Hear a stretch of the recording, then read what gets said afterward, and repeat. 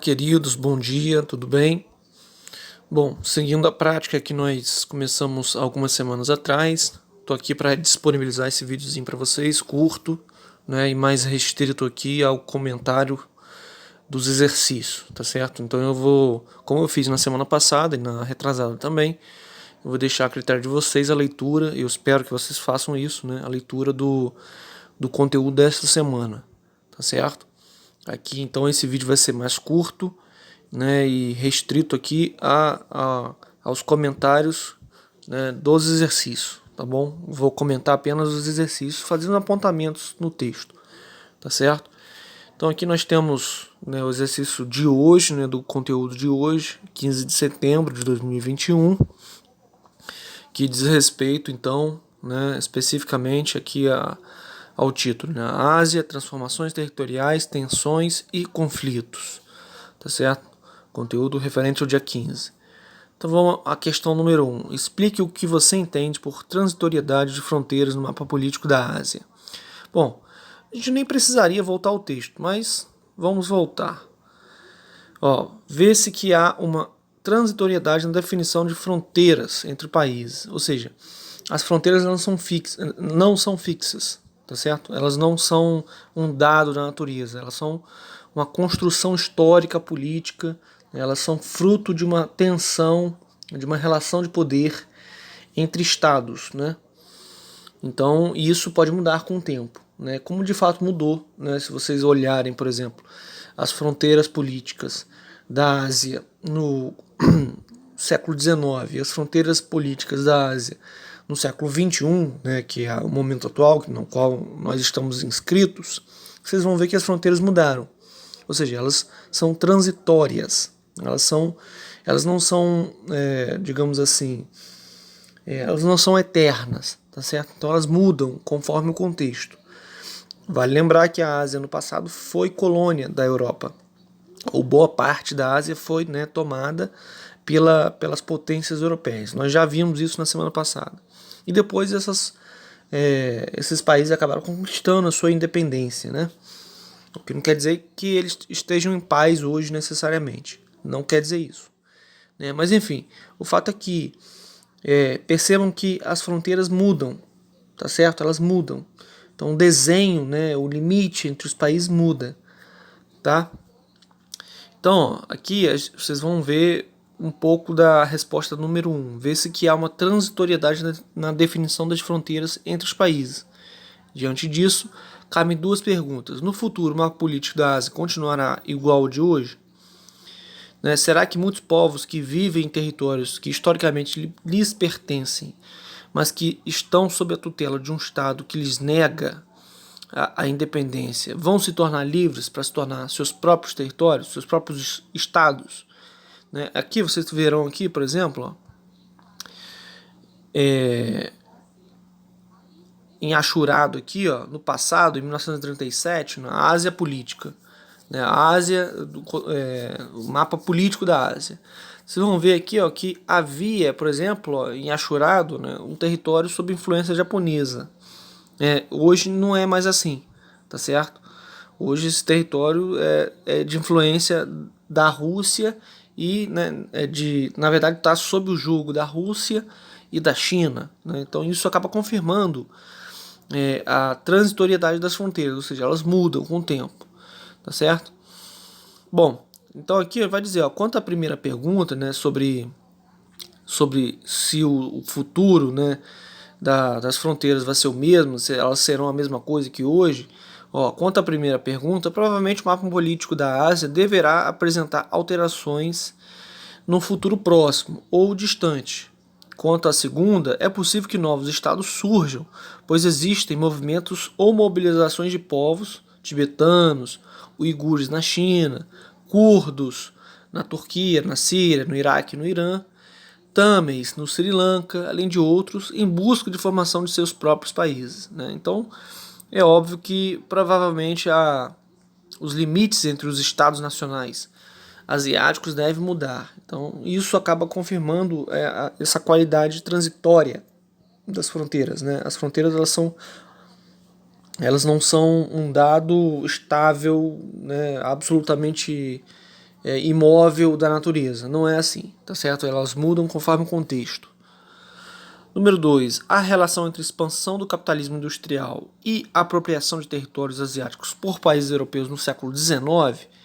Explique. Sim, claro que há, e a gente já viu isso na semana passada. Isso está no conteúdo da semana passada.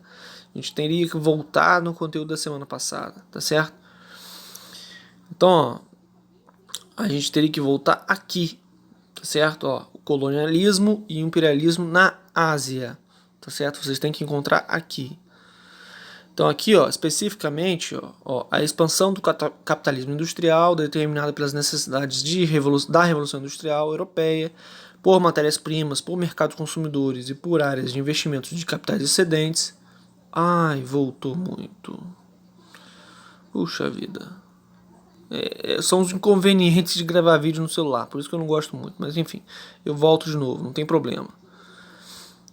Então aqui, ó. Aqui, então voltando aqui. Então, a gente estava aqui nesse ponto específico. Deixa eu botar a setinha. A gente estava nesse ponto específico. Então, nesse parágrafo, tá certo? Então aqui vocês vão encontrar a resposta dessa questão. Tá bom, gente? Então, a expansão do capitalismo industrial determinada pelas necessidades da Revolução Industrial Europeia por matérias-primas, por mercados consumidores e por áreas de investimento de capitais excedentes, aguçou ainda mais as disputas entre as potências europeias pela apropriação de territórios na Ásia e na África, e na Oceania também.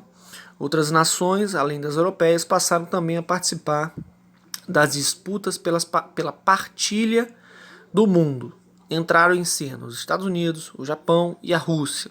As relações indiretas de dominação e exploração baseadas nas feitorias existentes desde o século XVI foram substituídas pela conquista territorial e pela intervenção política por meio de implantação de colônias e possessões. Então, esse trecho do texto trecho inclusive da semana passada, acaba respondendo aqui a questão 2, tá certo? Sobre a relação entre o capitalismo, a expansão do capitalismo industrial e a apropriação de territórios asiáticos. 3. Terrorismo é o mesmo que fundamentalismo islâmico? É óbvio que não, gente. Tá certo? Primeiro que há fundamentalismo religioso em toda parte do planeta Terra.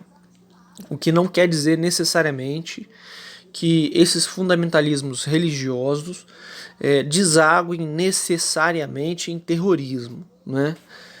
Então é muito comum as pessoas preconceituosamente confundirem a fé islâmica com terrorismo. Isso é um erro, inclusive, digamos assim, enfim, é um preconceito, né? O mínimo que a gente pode dizer é que é um preconceito, tá certo?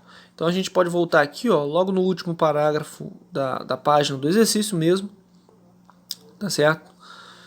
Além disso, aqui, ó, deixa eu puxar a setinha. Ó, aqui, ó, já tá até grifado aqui, ó, fundamentalismo islâmico. Além disso, cabe ressaltar acontecimentos recentes provocados por grupos terroristas que se autodenominam islâmicos. Atenção aqui, hein? Equivocadamente, muitas vezes esse terrorismo é confundido com fundamentalismo islâmico. Eu diria que é confundido com a fé islâmica, tá certo? Terrorismo deve ser entendido como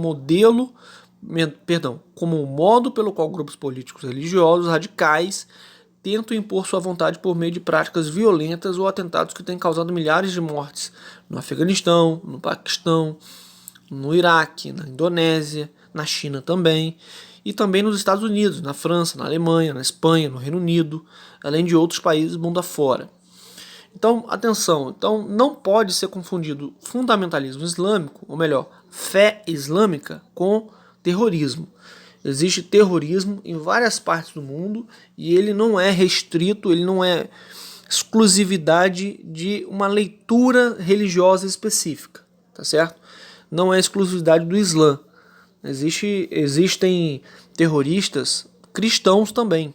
Existem terroristas, né, enfim, de vários matizes religiosos, tá certo? De várias religiões pelo mundo, tá bom? Então não se justifica essa confusão entre o Islã e o terrorismo. Número 4. A Ásia é o continente mais populoso do planeta. Em 2017 apresentava mais de 4,4 bilhões de habitantes. E é na Ásia que se encontram 5 dos países mais populosos do mundo. Porém, a densidade demográfica não é homogênea no continente. Ou seja, a distribuição da população se dá de forma desigual no continente. Existem relações entre relevo, clima e distribuição da população no mundo, né? Perdão, na Ásia. Aí a gente tem que vir aqui, ó, no conteúdo da próxima semana, tá? Especificamente aqui, ó, como ocorre em todas as partes do mundo. Deixa eu puxar a setinha aqui para vocês verem. Aqui, ó, tá? Por aqui. Como ocorre em todas as partes do mundo, a distribuição da população pelo território tem estreita relação com o relevo, com o clima e com a economia. A população sempre procura se fixar em regiões ou áreas que lhe sejam favoráveis do ponto de vista físico-natural, ou seja, em questão de relevo, em clima, em solo e abastecimento de água, né? Regiões, por exemplo, que têm rios, lagos, águas subterrâneas, etc., e que lhe permitam assegurar a sobrevivência. A economia também exerce influência na distribuição territorial da população. Regiões e áreas com maior dinamismo econômico, com oferta de empregos, melhoria, salário, etc., se tornam áreas de atração populacional. Então aqui vocês veem nesse mapa a Ásia, densidade demográfica em 2013. Vocês vão ver que as regiões com cores mais escuras são as regiões mais densamente povoadas, tá certo? Aqui no nordeste da China, no norte aqui da Índia, né? E é isso, gente. Essa então seria a resposta da questão número 4 do exercício de hoje, tá certo? Bom, então eu fico à disposição de vocês. Vou disponibilizar esse vídeo para vocês agora. Antes eu vou fazer o upload para o YouTube, tá certo? E vou acompanhá-los até 9h30, tá bom? Um abração e até o grupo.